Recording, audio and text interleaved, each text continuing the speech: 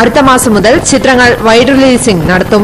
സാങ്കേതിക മികവും സൌകര്യവുമുള്ള തിയേറ്ററുകളിലാവും ചിത്രങ്ങൾ വൈഡ് റിലീസിംഗ് നടത്തുക. 3 മാസത്തിനുള്ളിൽ ഇപ്പോൾ AC, BTS സംവിധാനങ്ങൾ, നല്ല കഫറ്റേറിയ, നല്ല ഒരു അന്തരീക്ഷമുള്ള നല്ല സീറ്റുകൾ ഒക്കെ പ്രൊവൈഡ് ചെയ്യുന്ന തിയേറ്ററുകൾക്ക് വൈഡ് റിലീസ് കൊടുക്കാൻ തീരുമാനിച്ചു. 1-ാം തീയതി മുതൽ പുതിയ പടങ്ങളുടെ റിലീസ് ഈ പൈറസിയൊക്കെ നേരിടാൻ വേണ്ടിയുള്ള അവർ തന്നെ മുന്നോട്ട് വെച്ചൊരു ആശയമാണ്. ആ ആശയത്തിന് എല്ലാവരും അംഗീകരിച്ചു. 1-ാം തീയതി മുതൽ ഇത്തരം തിയേറ്ററുകൾ AC-യും BTS-ഉം ഉള്ള ഗ്രാമപ്രദേശങ്ങളുള്ള തിയേറ്ററാണെങ്കിൽ പോലും അവർക്ക് കൊടുക്കും. 3 മാസങ്ങളിൽ മറ്റ് തിയേറ്ററുകൾ കൂടി AC ചെയ്ത് നവീകരിച്ച് റെഡിയാക്കാൻ സമയം കൊടുക്കണം. അപ്പൊ അവർക്കും 3 മാസം കഴിയുമ്പോൾ ചെയ്തില്ലെങ്കിൽ അവർക്ക് വൈഡ് റിലീസ് ഉണ്ടാവില്ല.